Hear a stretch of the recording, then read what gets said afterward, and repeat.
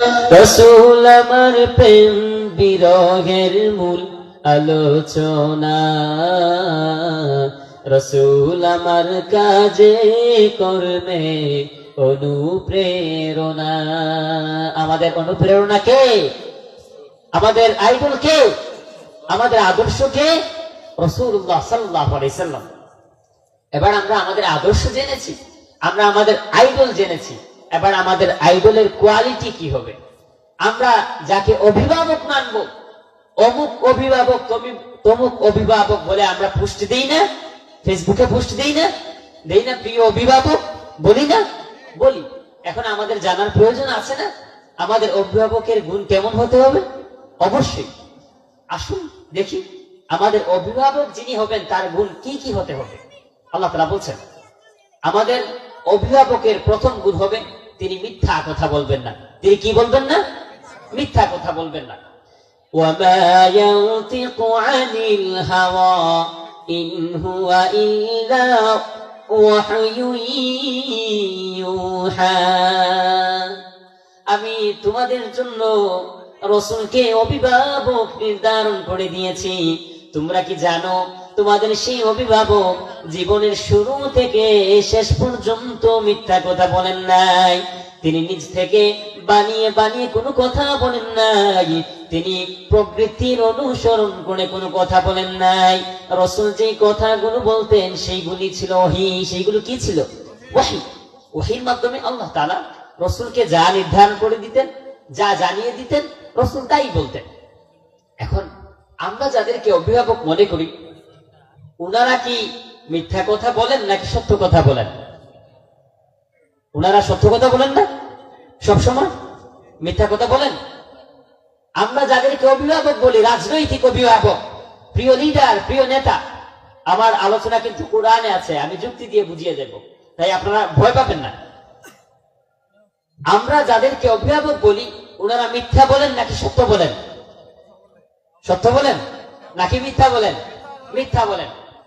উনারা সত্য তখনই বলেন যখন উনারা লোক সমাগমে থাকেন।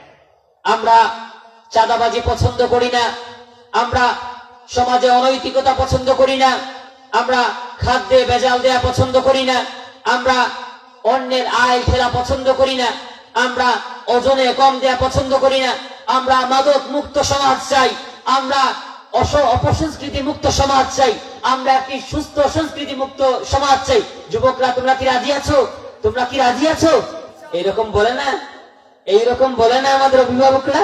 কিন্তু যারা বলে আমরা মাদক মুক্ত সমাজ চাই, যারা বলে আমরা সমাজ থেকে দুর্নীতি মুক্ত করতে চাই, যারা বলে আমরা সমাজ থেকে জুলুম মুক্ত করতে চাই, যারা বলে আমরা সমাজের মধ্যে ইনসাফ প্রতিষ্ঠা করতে চাই, যারা বলে আমরা সমাজের মধ্যে জাস্টিস কায়েম করতে চাই, যারা বলে আমরা সমাজের মধ্যে দুর্নীতি হরণ করতে চাই, যারা বলে আমরা সমাজের সমস্ত ক্যাটাগরির মানুষকে এক শ্রেণীতে নিয়ে আসতে চাই, আমরা দেখি দিন শেষে এরাই আই ফিরে, দিন শেষে এরাই ওজনে কমতে, দিন শেষে এরাই বেইনসাফি কাজ করে।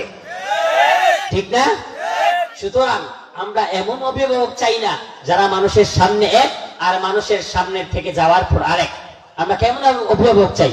যিনি সর্বক্ষেত্রে, প্রত্যেকটা সেক্টরে, প্রত্যেকটা পারপাসে, প্রত্যেকটা ডিপার্টমেন্টে এক হবেন। ঠিক না? তার মানে আমাদের অভিভাবকের প্রথম গুণ কি হবে? তিনি মিথ্যা কথা বলবেন না। এখন আমাদের কোন অভিভাবক যদি মিথ্যা কথা বলেন, ওনার কথা এবং কাজের মধ্যে যদি মিল না থাকে, তাকে অভিভাবক বানানো যাবে? অভিভাবক বানানো যাবে না। আমি আলোচনা করছি কিস থেকে, কোথা থেকে? কোরআন থেকে। প্রথম আমাদের অভিভাবক যিনি হবেন, আমাদের আইডল যিনি হবেন, আমাদের আদর্শ যিনি হবেন, তিনি মিথ্যা কথা বলবেন না। 2 নাম্বার, আমাদের আইডল যিনি হবেন তিনি হবেন কোমল হৃদয়ের অধিকারী। তিনি কি হবেন? কোমল হৃদয়ের অধিকারী। আল্লাহ তাআলা বলছেন فانقلبوا بنعمة من الله لنت لهم ولو كنت فظا غليظ القلب لانفضوا من حولك।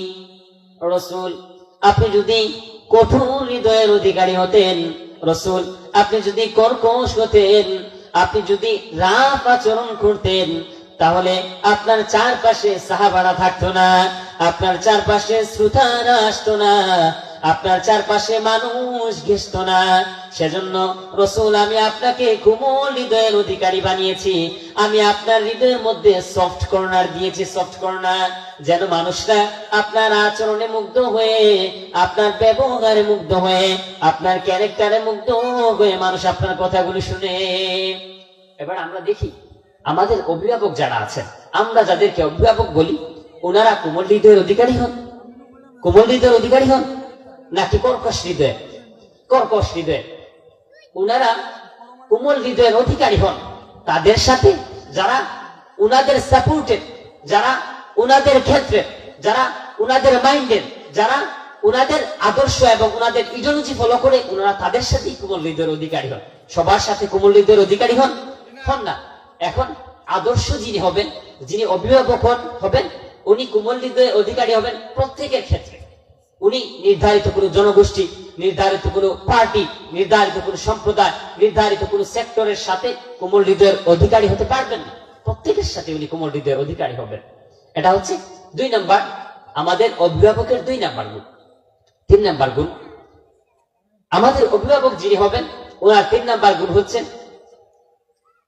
ওনার 3 নাম্বার গুণ হচ্ছে ওনার সাথী সঙ্গী যারা হবেন তাদের অন্যায়কে অন্যায় বলবেন, ন্যায়কে ন্যায় বলবেন।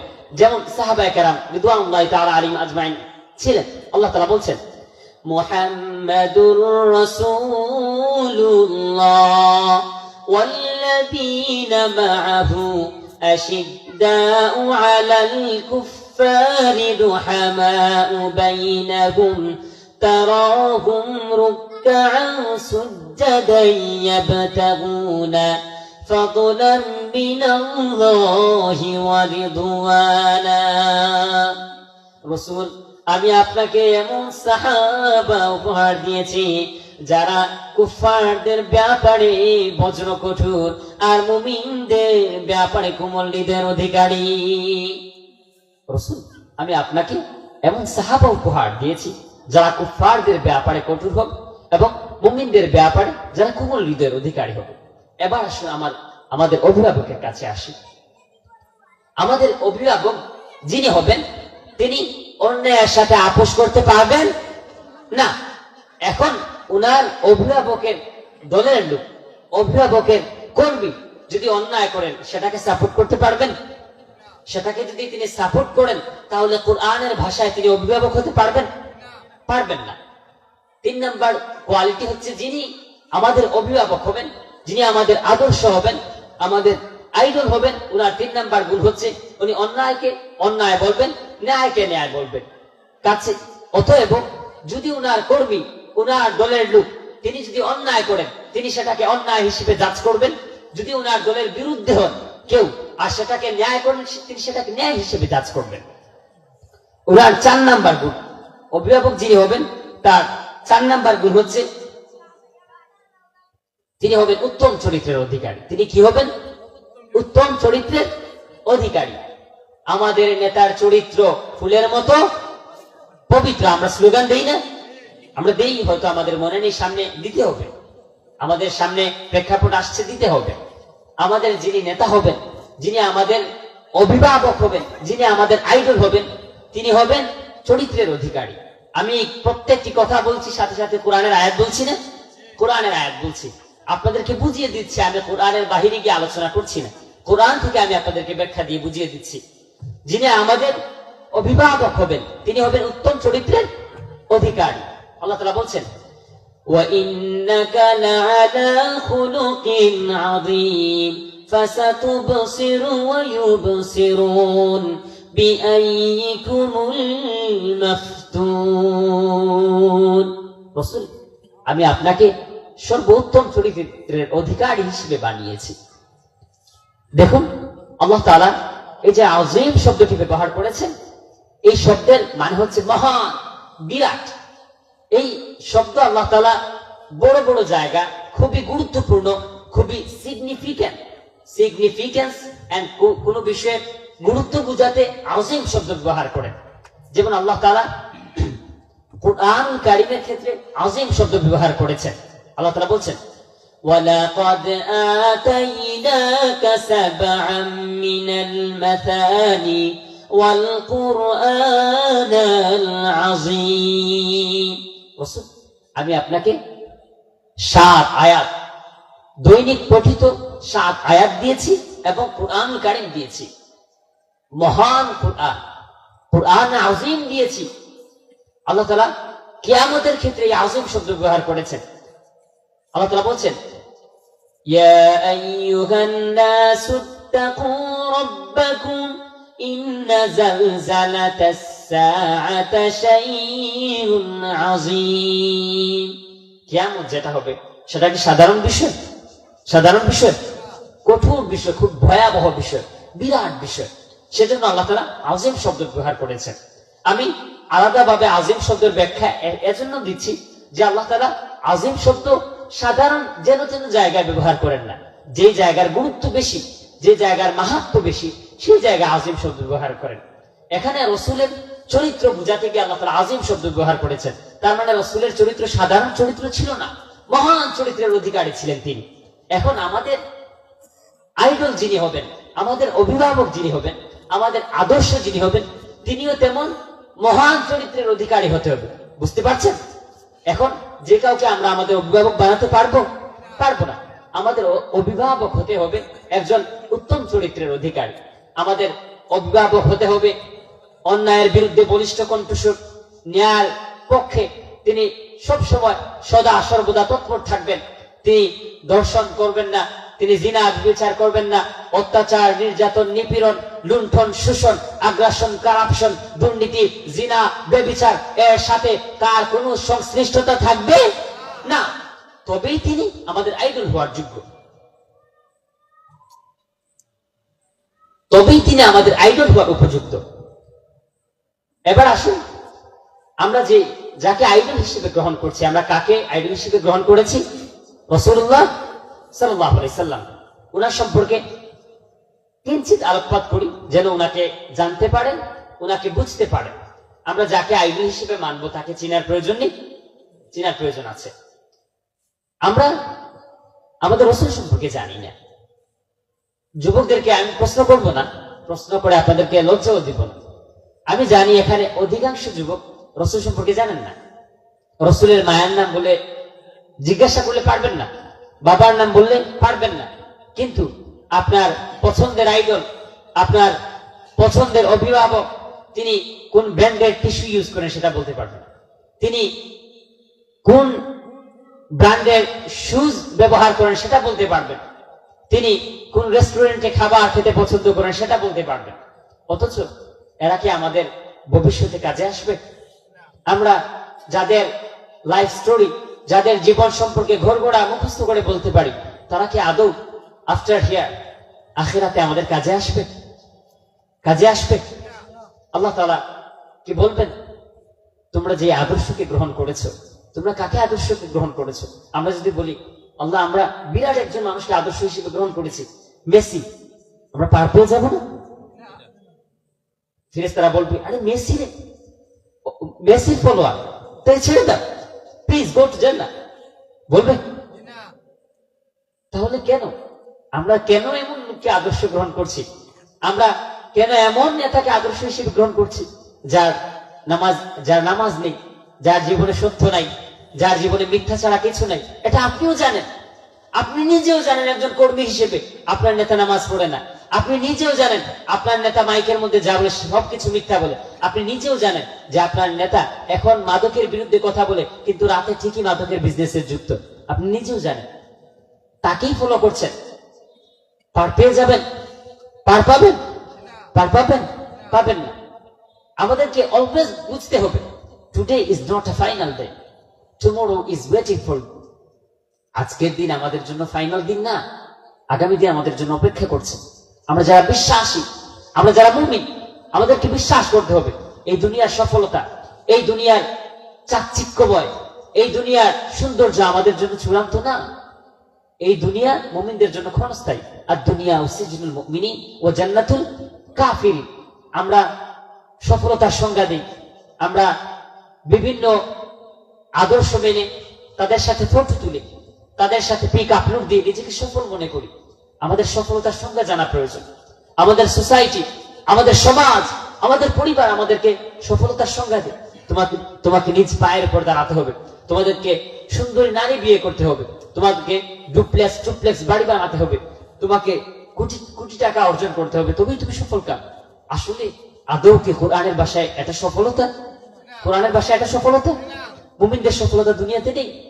আল্লাহ তাআলা বলছেন, وَإِنَّمَا تُوَفَّوْنَ أُجُورَكُمْ يَوْمَ الْقِيَامَةِ فَمَنْ زُحْزِحَ عَنِ النَّارِ وَأُدْخِلَ الْجَنَّةَ فَقَدْ فَازَ وَمَا الْحَيَاةُ الدُّنْيَا إِلَّا مَتَاعُ الْغُرُورِ وَإِنَّمَا تُوَفَّوْنَ أُجُورَكُمْ يَوْمَ الْقِيَامَةِ কিয়ামতের দিন তোমাদেরকে প্রতিদান দেয়া হবে, তোমাদেরকে আজরা বিনিময় দেয়া হবে। এই যুবকরা শুনো, কাশেম নগরের অভিভাবকগণ শুনেন, কলিজার টুকরা ভাইরা শুনেন, আমরা সফলতার সংজ্ঞা কিভাবে দিই। আমাদের সমাজ আমাদের ব্রেন আউট কিভাবে করেছে, আমাদের ব্রেন ওয়াশ কিভাবে করেছে সফলতার সংজ্ঞা দিয়ে। তোমাকে নিজ পায়ের উপর দাঁড়াতে হবে, সুন্দরী নারী বিয়ে করতে হবে, ভালো বাড়ি বানাতে হবে। আমরা আমাদের ব্রেন ওয়াশ করা হয়েছে এটা সফলতার সংজ্ঞা দিয়ে, কিন্তু আল্লাহ তাআলা এটাকে সফলতা বলছেন না। ওয়াইন্নামা তুওয়াফাউনা উজুরাকুম ইয়াওমাল কিয়ামা, কিয়ামতের দিন তোমাদেরকে প্রতিদান দেয়া হবে। ফামান যুহজিয়া আনিন নার, ফামান যুহজিয়া আনিন নার, ফামান যুহজিয়া আনিন নার, যাকে জাহান্নামের আগুন থেকে দূরে রাখা হবে, ওউদখিলাল জান্নাহ, জান্নাতের মধ্যে প্রবেশ করানো হবে। ফাকাদ ফাজ, he is successful in his life, সেই তার জীবনে সফল কাম। সুতরাং রাজনৈতিক লিডার, রাজনৈতিক অভিভাবক, অমুক নেতা, তমুক নেতা, অমুক খেলোয়াড়, তমুক খেলোয়াড়কে যে আমরা আইডল হিসেবে গ্রহণ করছি, মানছি, তার সবকিছু মুখস্থ করছি, আমাদের কাজে আসবে? আমাদের চূড়ান্ত দিন, আমাদের ফাইনাল দিন, যেদিন আল্লাহ ছাড়া আর কিচ্ছু থাকবে না, সেই দিন আমরা সেই আদর্শ, সেই আইডলের নাম বলে বাঁচতে পারবো? বাঁচতে পারবো? পারবো না। কাজেই আসুন আমরা আমাদের অভিভাবক নির্ধারণ করি।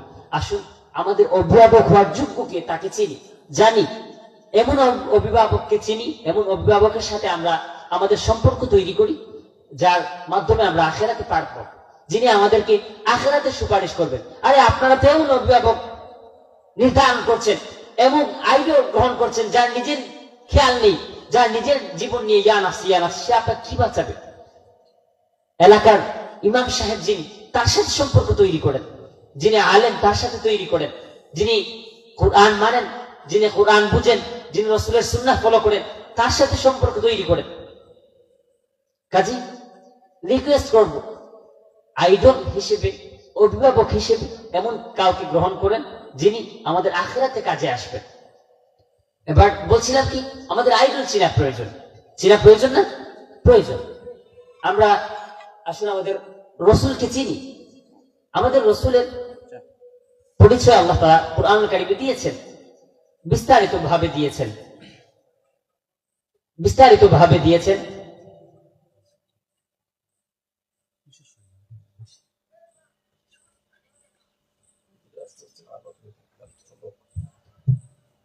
আল্লাহ তাআলা রসুলের পরিচয় দিয়েছেন।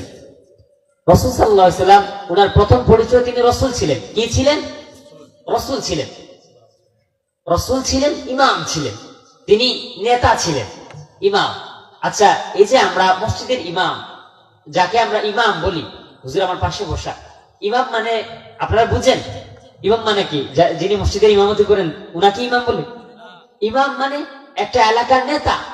এখন আমরা ইমাম সাহেবকে শুধু নামাজের জন্যই ডাকি, আমরা শুধু দাওয়াত দেওয়ার ক্ষেত্রেই ডাকি, কিন্তু যখন বিচার আদালত হয় তখন ইমাম সাহেবকে ডাকি না। কারণ ওই যে দুর্নীতি করতে পারবো না, 500 টাকা পকেটে নিয়ে বিচারের এদিক সেদিক ঘুরিয়ে দিতে পারবো না, ইমাম সাহেব আসলে এগুলি করবেন? তিনি করবেন না। কাজে আমরা ইমাম সাহেবকে মসজিদের মধ্যে সীমাবদ্ধ রাখছি, কিন্তু ইমাম সাহেব হচ্ছেন পুরো এলাকার নেতা। তিনি সিদ্ধান্ত দিবেন একটি এলাকা কিভাবে চলবে। এলাকার প্রত্যেকটি যুবক উনার কাছ থেকে সিদ্ধান্ত নিবেন, উনি যে ডিসিশন দিবেন দ্যাটস ফাইনাল, উনি যে ডিসিশন দিবেন সেটাই ফাইনাল। আমরা চিনি, আসুন জানি, আমার আসলে কষ্টের বিষয়, এলাকার মধ্যে সবচেয়ে বেশি লাঞ্ছিত বঞ্চিত যিনি, তিনি হচ্ছেন ইমাম। এলাকার যে পায়ের দিকে তাকিয়ে কথা বলতে পারেন না, তিনি ইমাম সাহেবের মুখের দিকে তাকিয়ে কথা বলেন। আল্লাহর ওয়াস্তে ইমাম সাহেবকে চেনার চেষ্টা করেন। ইমাম সাহেব হচ্ছেন এলাকার লিডার, এলাকার নেতা। ইমাম সাহেব যিনি, তিনি আপনার আখিরাতের নদ্য। উনার সাথে যদি আপনার আচরণ ঠিক না হয়, উনার সাথে যদি আপনার লেনদেন ঠিক না হয়, আপনি পার পাবেন না। তো কি বলছিলাম, রসুল ইমাম ছিলেন, রসুল ছিলেন। আচ্ছা, রসুল কি ইলেকশনে হন নাকি সিলেকশনে বলতে পারবেন? ইলেকশনে নাকি সিলেকশনে? সিলেকশনে। সুন্দর। ইলেকশন মানে হচ্ছেন এলাকার সবাই ভোট দিবেন, অতঃপর একজন নির্ধারণ হবে। আর সিলেকশন মানে হচ্ছে এলাকার একজন অথবা দুইজন একজনকে নির্ধারণ করবে, বেশ বেশ তিনি সরকার অথবা তিনি প্রধানমন্ত্রী হবে। কিন্তু রসুলকে আমাদের সারা বাংলাদেশ অথবা সারা বিশ্বের মানুষদের কাছ থেকে